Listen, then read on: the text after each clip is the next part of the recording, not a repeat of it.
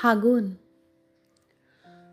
ধূলিয়ৰী বাট এটিয়েদি পথাৰৰ মাজৰ অকলশৰীয়া ৰঙা মোৱা মদাৰ এজোপা হৈ ফাগুন আহিছে। বতাহে কোবাব বুলি চোতালৰ কাপোৰবোৰ সামৰি সুতৰি মায়ে অলপ আগতে মেলা খিৰিকীখন দৌৰা দৌৰিকৈ পুনৰ জপাইছে। মাঘৰ জুইকুৰা কেতিয়াবাই নুমালে। আইতাৰ দুচকুত ধূলিৰ অজুহাতত বতাহতে অহা স্মৃতিৰ বান নামিছে।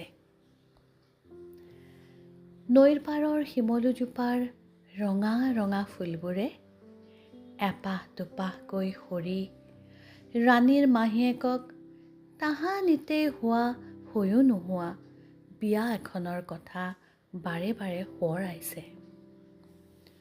মানুহজন ঘূৰি নাহে বুলি দুলুৰ মাকে জানে।